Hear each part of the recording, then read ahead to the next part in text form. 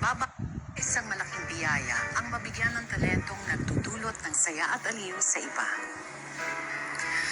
At higit na kahanga-hanga ang taong patuloy na nagbabahagi ng katatawanan sa kabila ng sariling lungkot. Ngiti sa likod ng sariling luha, pag-asa sa gitna ng kawalan nito.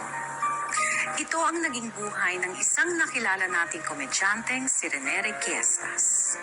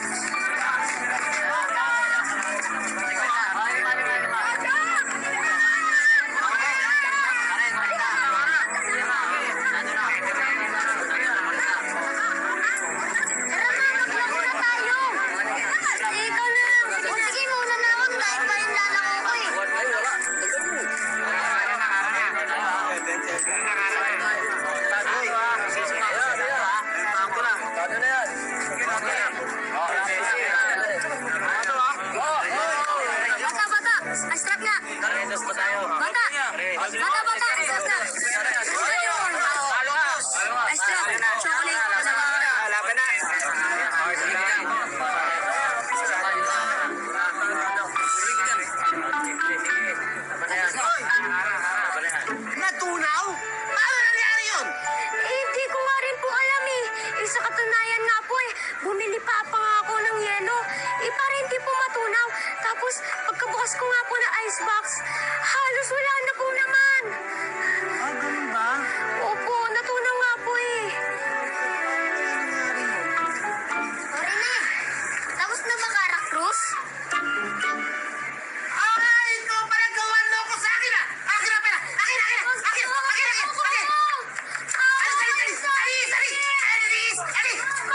Ikaw ah! Nakaw ka lang labanan sa akin! Huwag ka na babalik kahit kailan na! Alis ka! Alis! Ako! Mamaway sa akin! Kailangan namin ang pera! Kuya po ang tanggalin! Ako!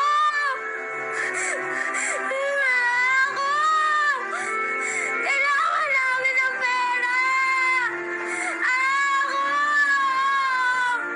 Ano ba naman kasi? Ha? Oh!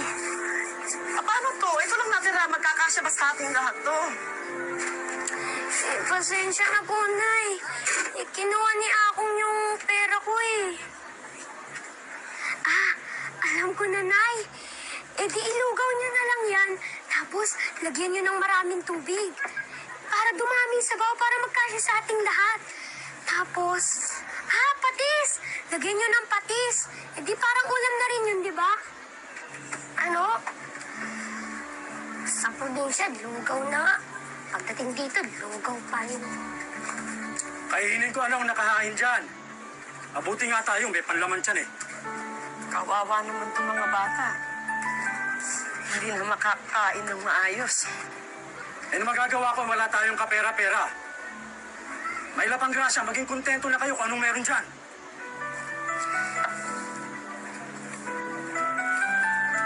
Isala mo na nga yan, Rene. Sige, susubukan kong mangutang. Nay, wag na po. Nagagalit na nga po si Aling Bella eh. 3 buwan na daw yung utang natin. Miski 5, hindi daw tayo nakakabayad. Ramon, alis muna ako. Titignan ko lang kung may labada kina Mrs. Reyes.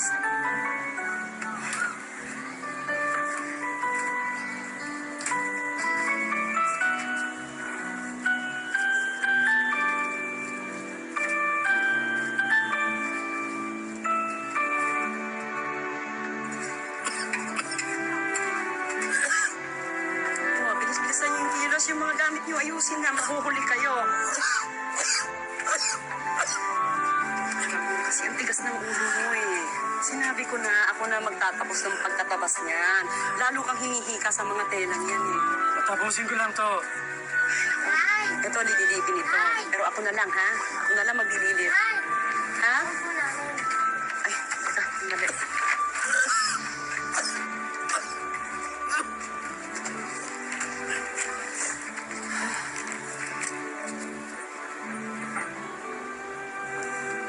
Ito naman?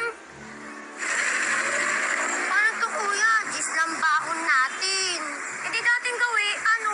Kuya, nakakayan eh. Eh gusto niyong maglakad? Ayaw. O yun naman pala eh. Tara, maghintay na lang tayo. O yun na pala yung jeep eh. Tara po. Wala pa. Tara, pasok. Tara, bilis. Kaya lang. Nabayad po. Kayo na naman, tatlo G's. Go! Bakit kasi kayo? Oh, huwag niyo ako bubuo kay nanay, ha? Eh, saan ka ba pupunta? Extra ka namang dado sa junk shop. Sige, kuya. Ako na magpaparasot kay nanay. Sige, maraming salamat. Mauna na kayo. Dito na rin.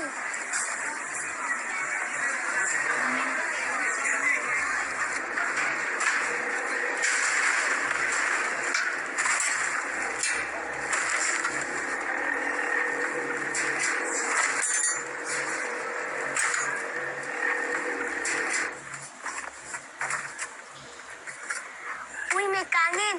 Tamang-tama, may dala akong ulam. Pauwi sa akin ni Mang Dodi. Ito nga, oh.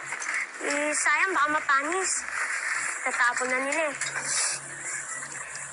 Akala ko ba may project ka? Inay, huwag na kayo magalit sa akin. Kikitain ko rin naman po yun. Inay, ba't po kayo umiyak? Nasaan si Naraman at Romeo? Sinundo sila ni Chauping mo eh. Doon muna sila pansamantala. Bukas kayo naman ni Rhea may hatid ko sa Chabela ninyo. Nag-usap na kami. Doon muna kayo titira. Bakit po? Tinigil na lang Lola Menta yung pagpapadala ng pera sa atin eh. Yun ang inaasahan natin na wala pa. Ito naman kinikita namin sa pananahe, kapos talaga sa atin. Lagi pang sinusumpong ako ng hika. Wala muna tayong magagawa sa ngayon. Pipilitin natin na magsama-sama tayo, eh baka lalong tuluyan tayong tumirik ang mga mata natin sa gutom. Tay! May trabaho na po rin ako. Tutulungan ko kayo ni nanay. Kunin na